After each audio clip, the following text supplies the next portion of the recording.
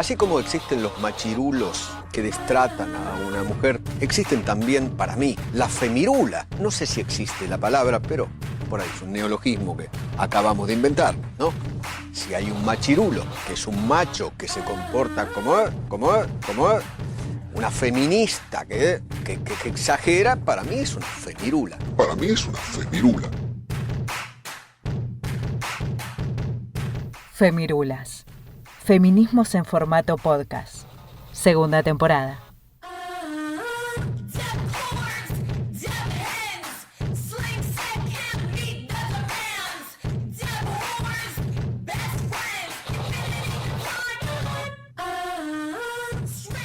Hay que hacer del goce un orgullo. Luciana Pecker.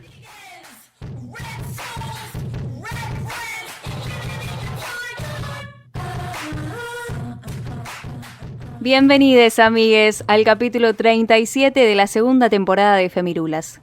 En este capítulo vamos a hablar de placer. ¿Qué es el placer?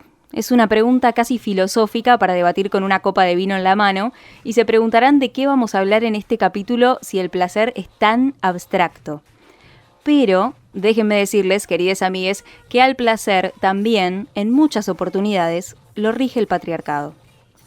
Desde hace muchos años, los feminismos nos plantean que lo personal es político. Nos proponen conectar lo íntimo y lo privado con lo político y lo social. Hoy creo que aplica más que nunca, porque ¿qué más personal que las cosas que te generan placer? ¿Y qué más social y político que el placer atravesado por la historia, por el machismo y por la represión del deseo? Hoy vamos a hablar de las cosas que nos dan placer, que nos gustan. Vamos a separar un poco también al placer de la sexualidad, pero también vamos a desmenuzar y entender cómo el placer está profundamente atravesado por las relaciones de poder. Todos vivimos en un sistema que está organizado bajo relaciones de poder, y esto hace que las cosas que nos dan placer muchas veces se vean condicionadas por eso. En este capítulo nos acompañan Paula Jiménez y Bárbara García. Paula Jiménez, @yofermina en Instagram, es periodista y se especializa en género. Bárbara García, @sexualidades libres en Instagram, es médica, ginecóloga y obstetra y especialista en sexualidad. Les doy la bienvenida al capítulo 37 de Femirulas, Placer.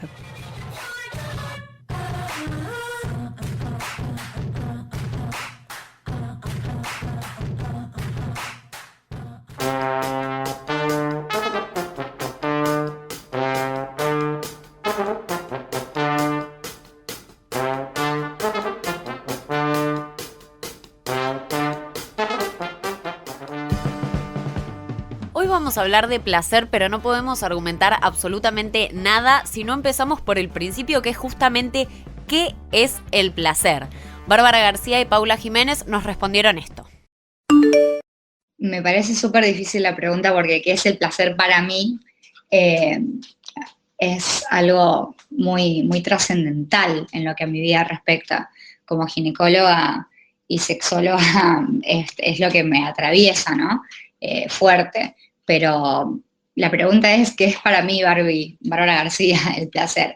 Y para mí el placer es lo que me hace sentir viva, es conectarme con la satisfacción, es una emoción, también es una decisión de vida, acercarme al placer, a todas esas pequeñas cosas que nos dan satisfacción, más allá de lo sexual, ¿no? A lo afectivo, el placer de estar con alguien cerca, una amiga, a lo familiar, con la gente que estás hermanada, pero sobre todo el placer sexual, me parece que es fabuloso, que nos pone en otra dimensión y que no se puede comparar con nada, como que, o el placer del laburo, hay tantos placeres, pero el sexual creo que se sacó el primer puesto fuerte porque, nada, a nivel cerebral al menos nos suceden cosas muy, muy, muy interesantes, que es al área de la cual yo me dedico a estudiar, que todo lo que pasa en el cerebro es mágico cuando uno tiene placer. Para mí el placer es algo que, si bien es absolutamente natural y nos atraviesa y nos conecta inclusive con los animales, también la cultura lo atraviesa, ¿no? Y además de atravesarnos a nosotros, atraviesa la cultura y a nosotras y lo transforma en algo muy difícil de describir. Yo creo que en cada cultura a la que le preguntemos qué significa el placer, imagino que la respuesta será distinta, porque me parece que el placer es algo absolutamente, hoy por hoy, cultural. Sí, nos conecta con nuestra parte más animal, si se quiere, pero por otro lado está muy condicionado por las expectativas, por la globalización, por el capitalismo, por el sistema en el que vivimos. Creo que el placer está absolutamente conectado con los deseos, pero que los deseos hasta qué punto son nuestros, no lo sé. Hay muchas cosas que se me ocurren escuchando a Bárbara y a Paula, pero primerísimo es decir que el placer no es lo mismo para todos y que nunca nadie te diga lo contrario. Segundo, si bien es algo natural el placer, como nos decía Paula, y todas las personas podemos sentir placer, está atravesadísimo por la cultura. Las personas somos seres sociales, entonces el entorno nos condiciona, nos influye, nos moldea. Las cosas que nos dan placer, entonces, también son parte de eso. Yo tengo 25 años y una mujer de Oriente de 25 años tal vez no siente placer por las mismas cosas que yo, y una mujer de 25 años que vivía en 1930 tampoco, 1950 tampoco. A eso se refiere Paula cuando habla de que moldea la cultura. Y entender el placer desde ahí también es re loco, porque te empieza a hacer esa pregunta que nos dejó Paula en la cabeza de las cosas que yo deseo, ¿son realmente deseos? Y tercero, en esta enumeración que estaba haciendo, quería traer a Luciana Pecker, que habla mucho sobre el goce, habla mucho sobre placer y hace una relación directa entre la represión de la comida y la represión sexual. Y ya que con Bárbara vamos a hablar sobre sexualidad, ahora quiero que nos centremos en la comida, loco. ¿Qué más placentero que una buena comida, que una rica copa de vino? Y sin embargo, qué condicionades que estamos con eso. Quien tire la primera piedra, quien no haya dicho que no, mejor no como esto porque sentía o que engordaba o que quedaba mal o que no encajaba o que no daba o millones de otros condicionamientos y sin embargo eso le re gustaba. Y ojo, hablo de lo que reprimimos y hablo de lo que nos gusta también. Porque vuelvo a esta pregunta que nos dijo Paula, ¿lo que deseamos son realmente deseos? Y vos hablabas también, Nati, de la comida que nos puede dar placer, y no solo la comida y lo sexual, digo, nos pueden dar placer 20 millones de cosas, lo dijo también Bárbara en el audio que escuchamos recién, que en un momento dice acercarse al placer a todas esas pequeñas cosas que dan satisfacción más allá de lo sexual, y esto me parece que es fundamental también, ¿no? Porque siento que muchas veces cuando hablamos de placer, lo primero que se nos ocurre es hablar sobre lo sexual. Pero hay muchísimas cosas que nos dan placer y me parece que esto pasa también porque vivimos en una sociedad en donde absolutamente todo gira en torno al sexo. Entonces creo que es importante tener en cuenta que hay 20 millones de actividades, de deportes, los amigos, la familia, un montón de cosas que también nos dan placer. Y también un poco esto que decimos siempre de cómo el patriarcado, más allá del patriarcado, la sociedad en sí tiende a homogeneizarlo todo. En este caso quiere homogeneizar. Qué verbo de mierda, pero quiere hasta homogeneizar el propio placer. Entonces me parece que realmente es esto que decía Nati, que traían nuestras entrevistadas sobre lo individual que es el placer, y tal es así que nuestras entrevistadas son la prueba viviente de eso. Bárbara, a la hora de hablar de placer, al toque lo asoció con cuestiones médicas, con cuestiones más del tipo científicas, y Paula automáticamente hablaba de cuestiones más culturales que tienen más que ver con su rama. Entonces ahí vemos cómo muy claramente y obviamente sin pensarlo entre ellas, lo individual que es el placer, ¿no? Y sumo otra cosa más en esto de corrernos del lugar sexual, que como siempre todo lo tenemos que llevar a la sexualidad, también cuesta ir buscando otros lugares de placer. Cuando vos de repente no encontrás placer en la sexualidad o lo encontraste, de cualquier forma tal vez pensás que bueno, ahí está el placer, fin. No. El placer está en todos lados y lo tenemos que ir buscando y lo tenemos que ir permitiendo también que suceda. Así que eso también es parte del capítulo, ir encontrando el placer en los diferentes momentos de la vida y repetimos que para cada persona es diferente y para cada persona siente placer con lo que sea. Y hay una frase de Pecker que a mí me gusta mucho, ya que la traje al capítulo, que es que hay que hacer del goce un orgullo. Y ya que estoy parafraseando a Pecker, ahí tenemos otro verbo del demonio, si les digo goce, ¿en qué estamos pensando? Bueno, es esto que dijimos recién, lo relacionamos con la sexualidad. Y ya que teníamos a Bárbara, en nuestro capítulo le consultamos esto. ¿Por qué relacionamos placer con sexo y sobre todo con el orgasmo?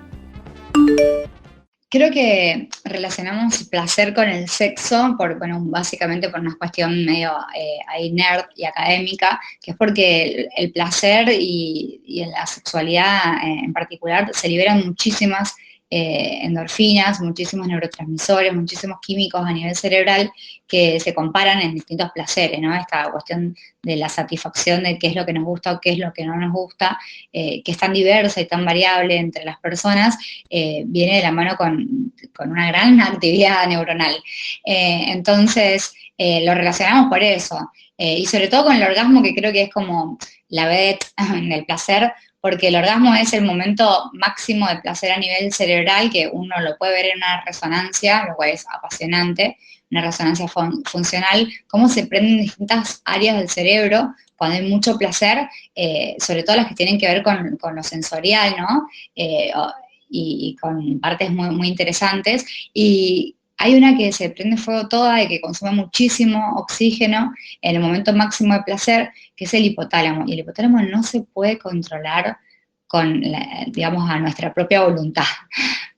Eso es increíble. Creo que ese punto máximo de placer es soltar totalmente el control. Y eso es genial, porque además de que trabaja un montón el hipotálamo, que es esta área no controlable por la voluntad, el lóbulo frontal, que es la parte que nosotros utilizamos para pensar, para escuchar este podcast tremendo y entender lo que estoy diciendo, ese lóbulo se apaga al casi 50% de su función cuando estás con un orgasmo, o sea, el punto máximo de placer.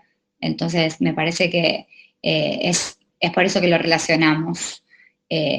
Que el punto máximo de placer es el orgasmo, ya está constatado por las personas, por el horror de la historia, porque todos andamos queriendo ir detrás del placer, y por la ciencia, así que es una simbiosis hermosa. Me parece genial que tengamos la posibilidad de saber exactamente lo que sucede en nuestro cerebro cuando tenemos relaciones sexuales y específicamente cuando tenemos orgasmos. Y es increíble que eso se pueda ver en una resonancia y tener en cuenta que es la actividad que mayores neurotransmisores, endorfinas y químicos libera en el cerebro. De todas formas, me voy a poner repetitiva con respecto a lo que dijimos hace un ratito, que me gustaría comparar y saber cuántas de estas endorfinas y todos estos químicos libera el cerebro cuando realizamos otro tipo de actividades, como puede ser el deporte, verte con amigues o hacer algo que realmente disfrutes, que te resulte placentero y que digas, che, qué ganas de que esté pasando esto en este momento. Porque estoy segura que el placer no lo encontramos solamente en la práctica sexual, sino en muchísimos aspectos diferentes de la vida. Incluso hay muchísimas personas que directamente no sienten placer al tener relaciones sexuales. Entonces no puede ser lo único en la vida que nos genere tanta magia en el cerebro, como decía Bárbara antes. Sí, y que aparte también me parece interesante pensar esto un poco que antes también decíamos de lo individual, que es que creo que el placer está relacionado no solamente con esa sensación, sino también, o sea, con el uso del cuerpo y con, no sé, hacer cosas que a uno lo llenen a nivel vital, ¿no? Me parece que tiene como una relación muy grande con esa energía vital que nos hace seguir vives, que nos da como motivaciones, ¿no? Y digo, estábamos hablando recién del deporte, la sexualidad, por ejemplo, hacer una actividad artística también que involucre el cuerpo, la danza, el teatro, pero también la actividad intelectual, ¿no? Digo, leer un libro. O sea, me parece que eso también, lo individual permite que el placer se pueda encontrar en múltiples situaciones y en múltiples elementos, ¿no? Y eso me parece que es sumamente rico.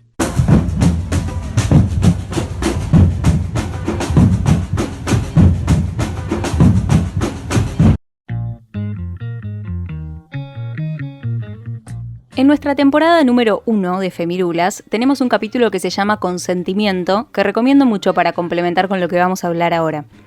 El consentimiento es un concepto difuso que todavía se está trabajando mucho, pero que siempre tiene que estar presente para que un vínculo sea sano y en este caso, para que haya placer. a Bárbara le consultamos qué lugar ocupa para vos el consentimiento en relación al placer.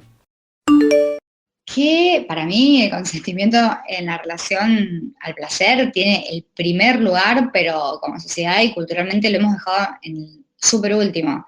No nos hemos responsabilizado de charlar muchas cosas de la sexualidad, porque claramente fue moral durante muchísimo tiempo y hoy lo vemos que es salud, entonces de repente, bueno, estamos hablando, ¿no? De cosas que tienen que ver con el deseo, con el placer, con nuestra sexualidad, y eso, la charla es un consentimiento.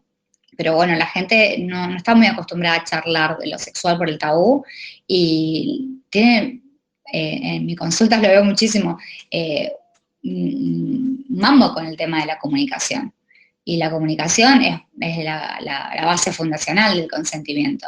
Entonces se trabaja muchísimo en consulta, ¿no? Esto de dar por sentado millones de cosas e inferir creo que es el principal escollo para el consentimiento. No hay que inferir nada, hay que súper charlar y consensuar y acordar y por ahí si no llegamos al objetivo, no sé, lo chequeamos en 6 meses a ver cómo estamos y volver a hacer un nuevo acuerdo. Entonces se requiere mucha flexibilidad cerebral, es un ejercicio muy lindo para la mente, el tema de aprender a consensuar. Y eso te lleva a tener placer o no tener placer, porque si vos estás pensando todo el tiempo, ya dijimos que el cerebro no te va a permitir orgasmear, ¿no? Creo que es importante volver con un tema que ya hemos hablado en otro capítulo de Femirulas, que fue el capítulo de consentimiento, pero me parece que nunca está de más resaltarlo, que es que la sexualidad sin consentimiento es violación. Corta, no es otra cosa. Entonces, dejemos de disfrazarlo de cosas que no son. La sexualidad sin consentimiento es una violación. Hace un ratito Bárbara nos hablaba también de que el placer, entre otras cosas, es una decisión. Entonces, si entendemos al placer como una decisión, creo que está bueno también entender al sexo como consentimiento y no como padecimiento. Y esta fue una de las disputas que se dio mucho durante el debate por el aborto legal, que por suerte ya está más que saldado, que se escuchó bastante esto de si tuviste sexo, hacete cargo. O la famosa frase así muy de abuela gorila que te dice si te gusta el durazno, bancate la pelusa. Como que acá volvemos a citar a la genia de Pecker, que en este caso nos dice que a muchos nos gusta el durazno y no nos vamos a bancar la pelusa. Además, para mí, hablar de placer y de sexo y relacionarlo con el consentimiento, podemos hacer un programa entero sobre esto, porque muchas veces, en lo que son las relaciones sexuales, que ya sabemos que nos las vendieron muy mal, muchas veces en toda esta vendida que nos han hecho, nos vendieron que las escenas en las que no había consentimiento eran recalientes.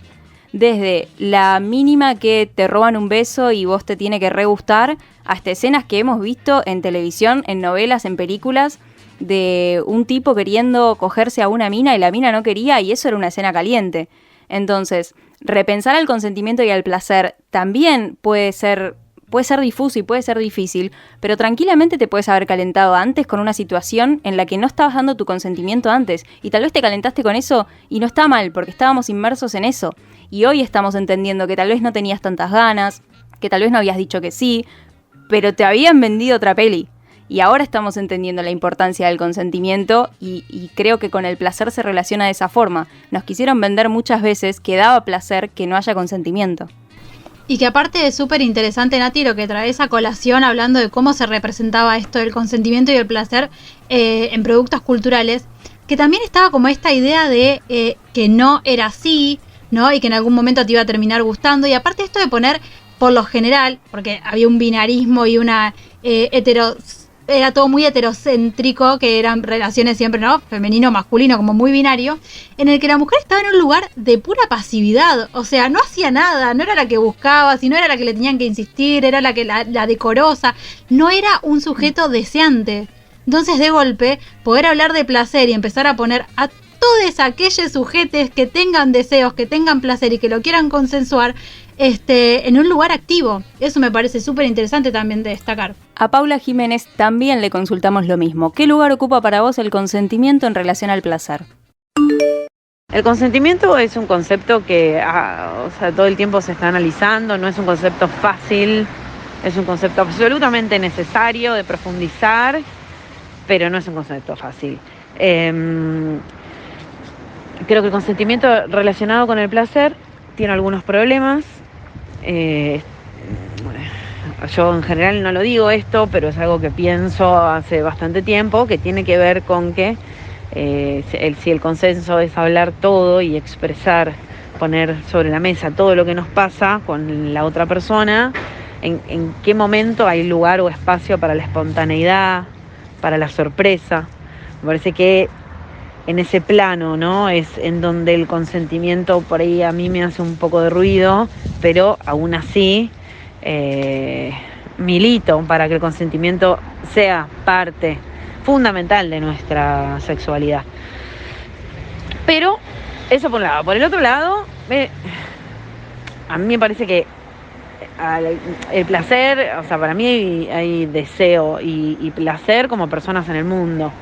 Entonces por ahí, no sé, dentro del BDSM, por ejemplo, hay una persona que practica BDSM que le puede recontra gustar y le puede recontra dar placer que el consentimiento no exista, ¿no? Hay muchas prácticas dentro del BDSM que consisten en fingir una violación, por ejemplo, que aún así dentro inclusive del BDSM también hay contratos, ¿no? Hay palabras claves, hay como, si bien no hay consentimiento total sobre absolutamente todo, sí hay como, bueno, avisos de que la otra persona no la está pasando bien, etcétera. Así que nada, me parece que el consentimiento es clave y es necesario para toda nuestra vida sexual, que nunca nadie le dio bola, porque a nadie le importaba si la mujer estaba bien o estaba mal dentro de las relaciones sexuales, pero tiene sus cosas que todavía yo por lo menos no le encuentro la vuelta. Nunca había pensado al consentimiento desde esta perspectiva de que le quita la magia y la sorpresa y la espontaneidad, así como a primera vista, digamos. Así que no sé si estoy 100% de acuerdo, porque tampoco sé si el consenso se trata de hablar de todo lo que te gusta. Y tampoco creo que se pierda la espontaneidad por plantear justamente qué es lo que te gusta y qué es lo que no. Porque no creo que sea como si tuvieras, por ejemplo, una lista con el paso a paso de todo lo que le gusta a una persona. Entonces, bueno, esto ya lo hice, tic, ahora voy por el siguiente, tic. Me parece que no es ese como el concepto. Creo que uno tiene completa libertad de acción dentro del marco que se establezca. Entonces creo que ahí la espontaneidad está como súper presente. Incluso como Paula dice, dentro del BDSM, esos contratos que se mencionan también son consentimiento. Incluso cuando se cree que no hay consentimiento, sí lo hay. Porque yo te estoy dando el aval que hagas lo que quieras, lo que se te cante. Y si algo no me gusta, tenemos una palabra clave para decir, che, pausa, esto no va. Entonces me parece que lo importante es que el término consentimiento no sea algo estático, no tiene una única definición y es algo que por suerte se puede modificar y se puede construir y que de alguna u otra forma tiene que estar siempre dado en un encuentro sexual adaptado, por supuesto, a los deseos de cada uno. Y para seguir indagando sobre el placer, le consultamos a Bárbara si creía que es casualidad que se hable de goce o de placer en otras áreas de la vida más allá de la sexualidad y por qué cree que pasa eso. Creo que pasa esto porque estamos en una sociedad tremendamente acelerada y consumista y como que por ahí hemos puesto el goce en otros lugares. Y por ejemplo, no sé, siempre hago la misma analogía, esto de no, qué rico el asado que me comí anoche y tenía, qué sé yo, el punto justo la carne, o no, qué tremendo se ve, no sé, esa banda de música, me encanta cómo actúa tal y tal persona. Hablamos del goce súper libremente en un montón de espacios de nuestras vidas, pero no podemos decir lo mismo con lo sexual, ¿entendés? Entonces, yo creo que no es casualidad. O sea, vivimos en un mundo muy acelerado, seguimos sosteniendo los tabúes de hace muchísimo tiempo, o sea, es como una consecuencia, ¿no? De que se hable tan libremente del placer en otras áreas y en lo sexual se siga tapando. Y eso, nada, o sea, cuando tapás ocurren cosas no positivas y también inclusive hasta violentas. Entonces hay que hablar del placer porque es una forma también de contrarrestar la violencia, ¿no? Y nada, y sigue pasando por eso, pero también hay, a ver, no quiero ser pesimista, creo que hay una gran revolución y estamos en un momento histórico y cultural increíble como para acercarnos al placer. O sea, están pasando muchas cosas, pero al margen de que la coyuntura ayude, creo que es responsabilidad muy de cada uno sentarse a decir, ok, me quiero acercar al goce, lo voy a dejar de negar, lo voy a dejar de reprimir y me voy a conectar. Entonces, bueno, es una consecuencia el tema de que no se hable del goce a nivel sexual, pero también, o sea, lo tenemos que ver como una oportunidad, ¿no? O sea, es ahora y soy yo el responsable de mi goce y lo tengo que elaborar, ¿no?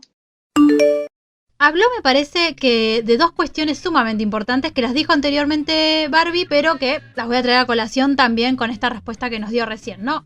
Endorfinas, actividad cerebral, ¿sí? Y lo sensorial. Entonces yo ahí me pregunto, ¿qué más para hablar de lo sensorial que, por ejemplo, utilizar el cuerpo para hacer alguna actividad artística o algún deporte, ¿no? Digo, el cuerpo se utiliza para hacer actividades como puede ser el teatro, la danza, la expresión corporal, el baile, digo, el contacto con leotre, al bailar tango, salsa, rock, lo que sea, ¿no? Ese encuentro con otro cuerpo es como sumamente placentero.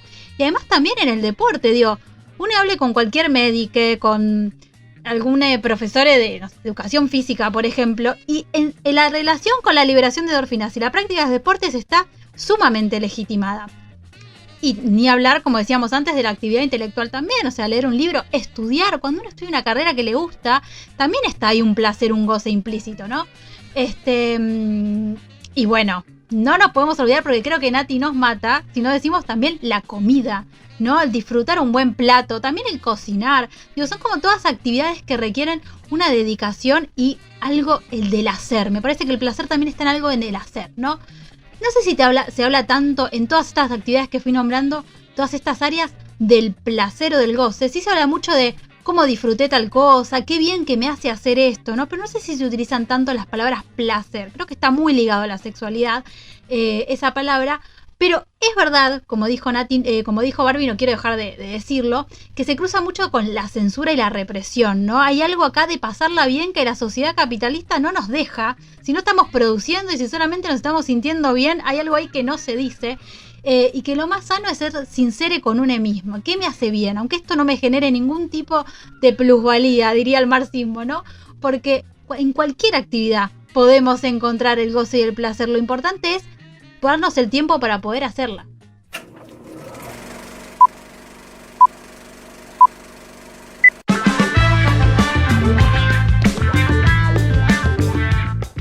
Bueno, y vamos a hablar de una actividad que a mí me genera mucho placer, no lo voy a negar, voy a ser completamente sincera con todos nuestros oyentes y me voy a prender fuego acá, que son las producciones audiovisuales. A mí verlas, analizarlas, comentarlas, charlarlas, discutirlas, me genera mucho placer. Entonces, hoy preparé como una selección de distintos ejes que relacionan el goce y el placer y lo que nos representan las producciones audiovisuales. ¿Por qué? Porque el placer en la sexualidad, en las distintas prácticas sexuales, ya las hemos debatido, ya las hemos hablado en otro episodio, en varios episodios de nuestra temporada 1. Lo pueden buscar en consentimiento, lo pueden buscar en orgasmos, ¿sí? Cualquier cosa nos preguntan en redes y se lo volvemos a pasar toda la data. Pero hoy nos vamos a concentrar en otra cuestión. Por ejemplo, vamos a hablar del placer de la liberación. Y acá quiero hablar del placer de la liberación sobre todo femenina, disidente, ¿no? El romper esas cadenas patriarcales que muchas veces nos decían que era lo que podíamos gozar y que no, porque también el goce y el placer estuvo regulado, en algún momento estuvo estructurado. Y como bien nos decían nuestras entrevistadas antes, el placer es también perder un poco el control, y me parece que está bueno ahí cuando uno se libera de esas cadenas. Y voy a empezar hablando de una peli que se llama La Estación de las Mujeres, del año 2015, y lo que hace es mostrarnos el placer de la sororidad cuando las mujeres se encuentran y de golpe están liderando proyectos comunitarios, ¿no? Parece que el encuentro con leotre es algo que genera mucho placer, sobre todo cuando mujeres que como está ambientada esta película, en Medio Oriente, donde son sociedades que todavía son demasiado tradicionales y conservadoras, de golpe en la liberación de esas estructuras encuentran el placer de generar, junto con las otras, nuevos cambios, ¿no? Nuevas libertades. Así que me parece súper interesante para relacionarlo con lo que estamos hablando. Incluso también una película mucho más comercial. Digo, hablo de Thelma y Louise, por ejemplo, película de 1991. ¿Quién no la ha visto y ha dicho, yo quiero una amiga como ellas, me quiero ir en un viaje de carretera y liberarme como se liberaron ellas, de un matrimonio fallido, ¿no? De una vida que no les gustaba? Me parece que va por ahí, ¿no? La cuestión. E incluso también una peli que la verdad la vi hace poco, lo voy a reconocer, me gustó mucho, que es Erin Brockovich, película del 2002, la repasé hace muy poquito, la volví a ver. Me parece también, ¿no? Esta mujer que hace Julia Roberts, madre soltera, que de golpe estaba como ella completamente convencida que la caracterización que le habían dado de su vida, que era no podía hacer nada, que solamente tenía que dedicar a la casa, que era una fracasada en las relaciones, de golpe encuentra un trabajo en el cual encuentra lo que tiene que hacer en el mundo, ayudar a las otras personas, poner el oído nada más a la queja de los otros, ¿no? Que eso me parece que también, el placer de ayudar a los demás. Parece que ahí hay una cuestión súper central y me parece que los movimientos feministas a través de la empatía y la sororidad también lo han puesto en el eje de la cuestión. Y otra cuestión, estoy hablando del encuentro con Leotre, traigo acá una trilogía que para mí es de las mejores trilogías de la historia del cine, de esas que vamos a decir visionado obligatorio, las 13, y las 3 al hilo, una atrás del otro, tic, tic, tic, que es la trilogía de Antes del Amanecer. La trilogía de Antes del Amanecer, si alguien no la vio, por favor que la vea. Es una trilogía que habla de el encuentro de dos personas, ¿no? Un chico y una chica se conocen en un tren, de golpe deciden bajarse del tren y pasar un día juntos charlando. O sea, el disfrute de la charla con una persona con la cual puedes hablar de todo. Es una película que lo único que hace es centrarse en dos personajes paseando por una ciudad. En las 3 películas están paseando por distintas ciudades, conociéndose. Consensuando también en un punto. Son sumamente interesantes, así que recomiendo las 3 películas. Están filmadas con 9 años de diferencia cada una, así que también vemos el crecimiento de los personajes y de su relación ahí. No quiero spoilear nada, solamente voy a decir eso, pero véanlas porque son una delicia.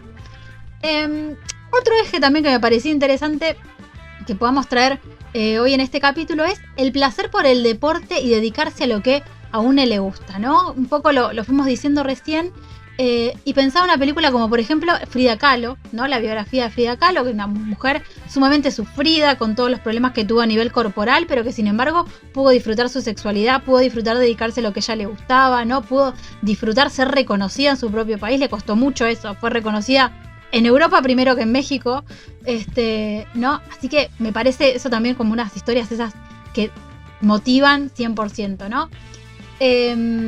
Otra peli que está basada en una historia real, no es tan conocida, pero trabaja Gina Davis, que es una de las protagonistas de Thelma y Louise, junto con Susan Sarandon, que es Ellas dan el golpe, una película del 92, ahí nomás pegadita a Thelma y Louise, que son unas mujeres que, como los hombres se fueron a la Segunda Guerra Mundial, se apoderan del béisbol en Estados Unidos y recrean la liga de este deporte, ¿no? Como diciendo, loco, no son los únicos ellos los que pueden jugar, nosotros también podemos hacernos cargo de esto. Y nada, recrean toda esa situación.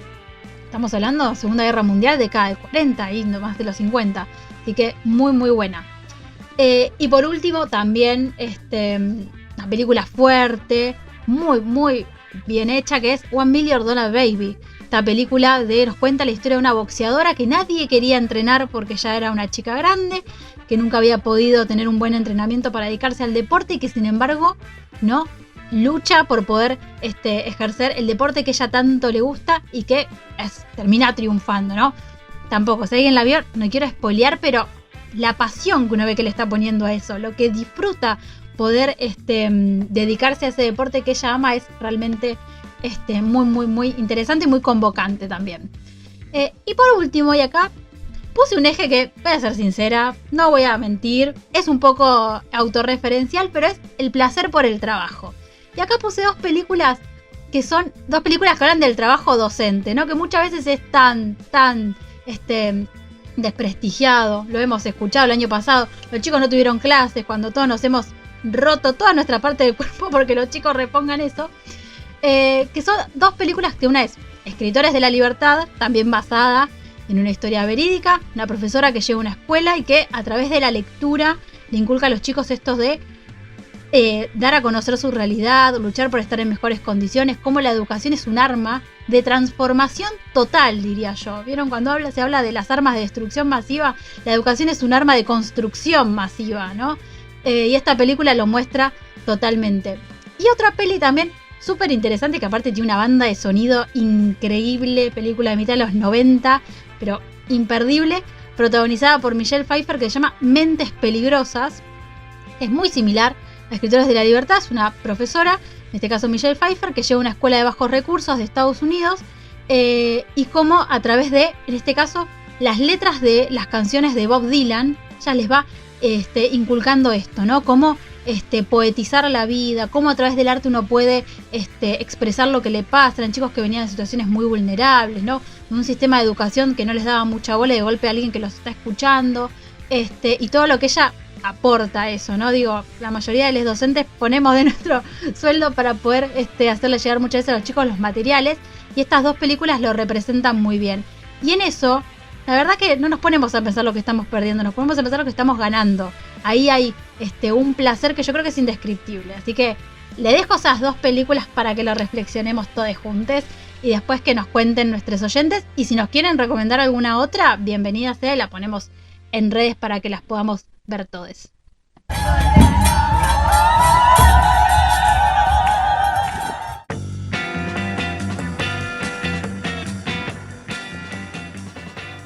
Como les decía al principio, el placer está atravesado por el patriarcado y está profundamente atravesado por las relaciones de poder en las que vivimos, por las normas que se establecen, por el entorno. Todo esto condiciona las formas de vivir la sexualidad, las formas de hablar, las formas de habitar nuestro cuerpo, la predisposición que tenemos ante una situación, las formas de pensar, todo.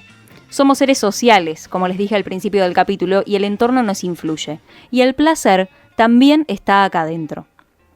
A ambas de nuestras entrevistadas, a Bárbara y a Paula, le preguntamos lo mismo, que es sabido que a las mujeres y al colectivo LGTBIQ+, se nos niega y se nos reprime el placer, y les consultamos si coinciden con esto o no, y si creen que está superado o no.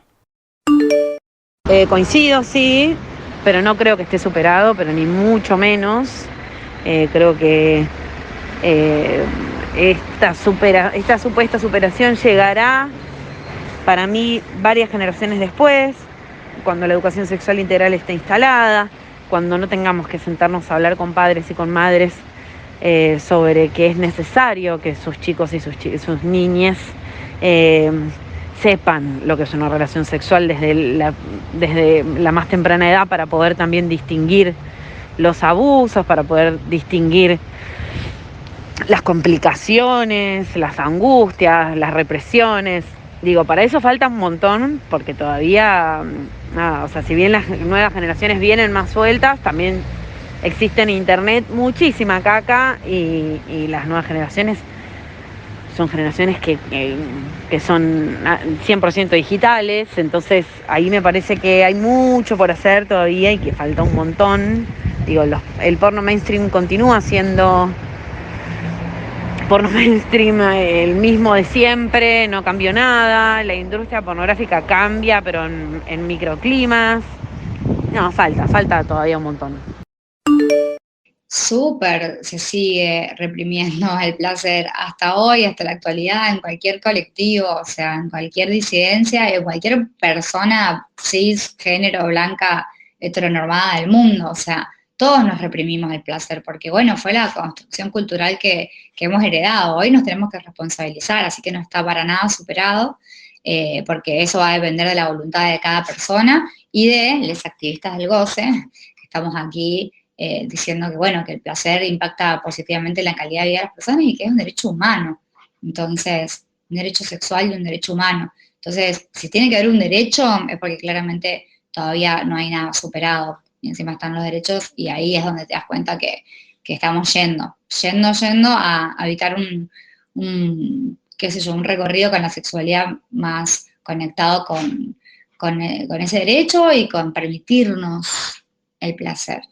porque ok, ya está, sabemos que nos lo han negado, lo reprimimos durante un montón de tiempo, pero ahora me tengo que responsabilizar y permitirme llegar al placer. Y eso es lo que hacemos muchos terapeutas sexuales, ¿no? Acompañar a la persona para que realmente se vuelva a conectar con su cuerpo, más allá del colectivo, a las personas, como decía, heterosis normadas también. Que a las mujeres se les negó el placer no es ninguna novedad. Si estás escuchando Femirulas, esto lo dijimos millones de veces. No hubo opresión, sino también hubo represión, y dentro de esta represión está el placer. Y coincido con ambas de nuestras entrevistadas, con Bárbara y con Paula, ninguna lo da por superado, pero vuelve a aparecer una vez más nuestra querida quinta Femirulas, como lo han dicho una vez, la educación sexual integral. No es un problema que esté superado, pero si tenemos educación sexual desde que somos niñas, puede que empecemos a superarlo lentamente, pero lo podríamos llegar a superar. Y además de todo esto que digo, quería traer un concepto acá que para mí va caminando en la vereda de enfrente, cuando camina el placer y cuando camina esta deconstrucción del placer, que es la culpa, la famosa culpa, que puedo hacer como un spoiler alert, pero hemos querido hacer hasta un capítulo entero de la culpa, porque es tremenda y es un sentimiento que está muy arraigado entre nosotras. Y me atrevo a decir que podemos llegar a ser dentro de las primeras generaciones que nos empezamos a desligar un poquito de esto. El placer daba culpa, sentir deseo daba culpa, e incluso me voy a hasta alejar de lo sexual. Vayan a preguntarle a una abuela si cuando criaba a sus hijos se tomaba tiempo para ella en vez de ocuparse de todas las cosas de la casa y de sus hijos, y te va a decir que no. ¿Y por qué no? Porque probablemente si se acostaba a dormir una siesta, sentía culpa. Eso es un mini ejemplo dentro de un universo culposo en el que nos criamos. Y también implica desligarse de la culpa para tener placer. No sentir culpa de querer tener placer. Hay un libro que está muy bueno para esto, que se llama Coger y comer sin culpa, que es de María del Mal Ramón. Y ella, como que entre muchas cosas, relata de cómo la culpa moldea y limita y censura el deseo y censura el placer, porque siempre lo rige la culpa. Tal vez a una piba joven que nos esté escuchando, bueno, joven, tampoco me estoy haciendo la vieja, pero una pibita nos puede decir, no, yo no siento culpa. Y tal vez no la sentís, pero hay un laburo muy grande de los feminismos detrás de eso para que vos no sientas culpa de existir. Porque la culpa de existir la traen las abuelas y nuestras bisabuelas y nuestras tatarabuelas. Nacieron y tenían la culpa de algo. Entonces, es muy interesante hablar de culpa, me parece, para entender al placer, porque para permitirte sentir placer tenés que desligarte de la culpa. A Bárbara y a Paula también le consultamos entonces, para ir cerrando este capítulo que tiene tanto por deconstruir y repensar, si creían que el patriarcado afecta o influye sobre el placer y de qué manera. Totalmente, sí, el patriarcado afecta un montón al placer, lo influye tremendamente, o sea, desde que, no sé, nos han negado a las personas con identidades trans la inclusión social, o sea, el patriarcado ha excluido a las identidades trans como ha excluido a las personas durante muchísimo tiempo que, nada, decidían casarse teniendo el mismo género, o sea, los excluía, o sea, te excluía por la orientación, el patriarcado te excluía por tu identidad, por su gordofobia, por su heterosis norma, o sea, tiene un montón de condimentos que no nos han hecho bien a la sexualidad y que la ha reprimido tremendamente, y aunque hayan salido de la Declaración de los Derechos Humanos y los derechos sexuales, o sea, los estados no han garantizado eso desde el punto de vista, por ejemplo, hoy en día en los hospitales no hay un sexólogo por hospital, no te digo en todos los centros de salud en la parte primaria, pero en donde por ahí la población puede ir a consultar, entonces creo que es una política pública básicamente tomar una decisión así, porque vos es como que estuvo a lo último de lo importante en la salud durante mucho tiempo, entonces el patriarcado se ha metido con el placer fuerte y bueno, por eso hoy los feminismos estamos acompañando a que esto se caiga, porque es un derecho nuestro, de todas las personas que habitamos este mundo, y es un derecho humano, y nada, y lo queremos, lo deseamos. Así que me parece que va a cambiar. Yo veo que estamos en un momento coyuntural hermoso para que esto suceda, ¿no? El patriarcado construye los placeres, los deseos. Yo siempre digo que para mí el deseo femenino o el placer femenino está vacío, ¿no? Porque siempre nos enseñaron que teníamos que desear ser deseadas por un hombre blanco, cis y heterosexual. Entonces, a partir de esa base, de ese deseo, me parece que en el momento en el que ese deseo desaparece, porque una cuando encuentra los feminismos se da cuenta de que nuestro deseo no puede ser deseada, sino que tenemos que tener un deseo propio. Cuando eso sucede, hay un vacío que es difícil de llenar y que el patriarcado no te da muchas herramientas a nosotras, porque vivimos en una metrópolis, o en la gente que vive en ciudades tiene la suerte de tener conexión a internet, bueno, muchas cosas que hacen que sea más fácil, pero lo cierto es que no te da herramientas. A una chica del Chaco profundo, el deseo, el placer son cuestiones que se le construyen y se le dan de acuerdo a la familia en la que nació, la casa en la que nació, no tiene muchas chances. Así que me parece que, que el patriarcado no solo influye, sino que construye placeres y deseos y estamos en una larga búsqueda de qué significa el deseo para nosotras, qué es desear. Hay muchas preguntas, porque también si partimos de la base de mujeres y varones, también yo te puedo decir, ¿qué es ser mujer? Que si bien parece una pregunta entre tonta y demasiado amplia y profunda, me parece que es la base de todo el feminismo. Y ahí hay complicaciones. Paula nos dice que cree que el patriarcado no solo construye, sino que también influye. Yo a esto le sumaría que también destruye, ¿no? El placer puntualmente creo que lo construye une misma en base primero a poder identificarlo y después a poder nombrarlo, básicamente, que suena a algo muy básico, pero nos cuesta muchísimo decirlo, nombrarlo, y esto es un clásico acá en Femirulas de lo que no se nombra no existe y lo que no existe no tiene derechos. Y somos esto, somos parte de una sociedad que está transitando un momento que es bisagra, pero que aún hoy, en muchos aspectos, no habla de placer. ¿En qué entornos nosotros hablamos de placer realmente? Si lo llevamos al ámbito sexual, muchas mujeres y otras identidades no conocen sus propios cuerpos, no identifican aún qué prácticas disfrutan y cuáles no. Muchos no saben darse cuenta o no saben darse placer por sí mismos. Y es justamente por esto, creo, por no conocerse. Y creo que acá es cuando vuelven a aparecer los feminismos y esto que decía Nati hace un ratito, que vienen a romper con todo esto y a buscar autonomía de esta mirada como más masculina, cis, si se quiere, de alguna forma. Y de nuevo, si se puede citar a Pecker de nuevo, que creo que siempre se puede citar a Pecker, así que lo hacemos sin decirlo.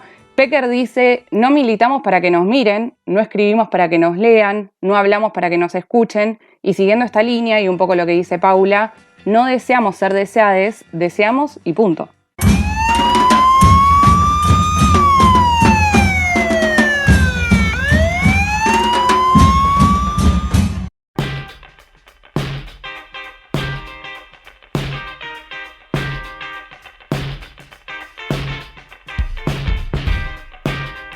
Y llegamos al final de este capítulo 37 y como siempre quisimos hablar con nuestros oyentes, nuestros queridos oyentes, y les consultamos, ¿qué cosas te dan placer? Hoy quise recuperar un poco esto que hacía hace un par de capítulos, que es guardar una joyita para el final. Así que la que más me gustó la elegí así como arbitrariamente y me la guardé para el final. Para empezar, nos hablan de un café recién hecho. Yo me lo imagino con espumita, no sé por qué. Después este oyente nos comentará cómo es su café recién hecho. Después nos dicen fumar un churro y salir a andar en bici. Me encanta, me parece medio border, puede que sea peligroso. Al menos le recomendamos mantenerse en la bicisenda.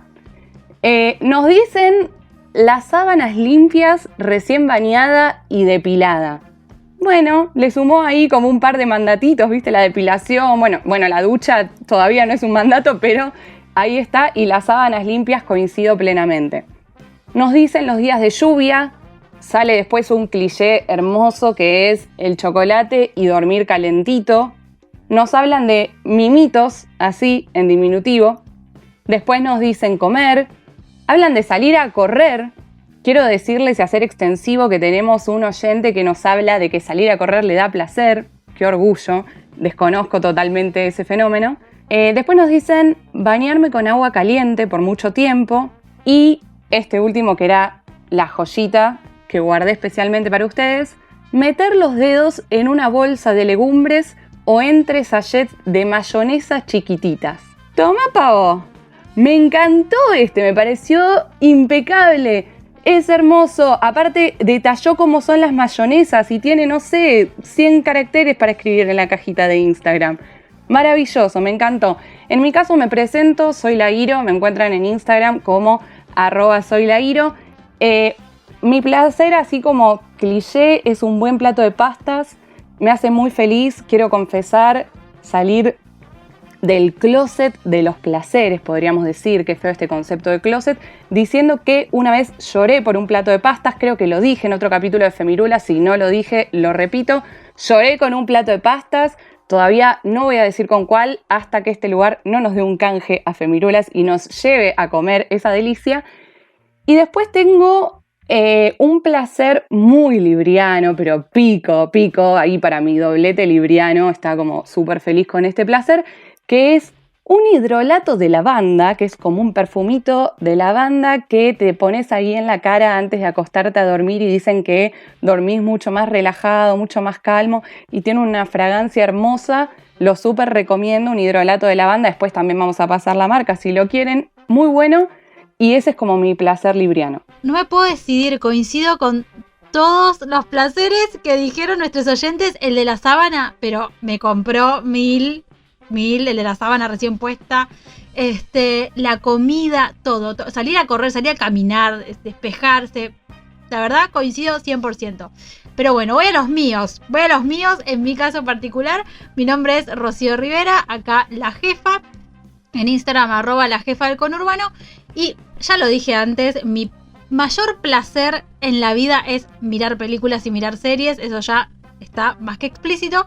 Pero voy a continuar con mi segundo placer preferido, predilecto, que es la comida al otro día. No importa cuál sea la comida, ya sea pizza, empanadas, incluso la pasta recalentada, no importa.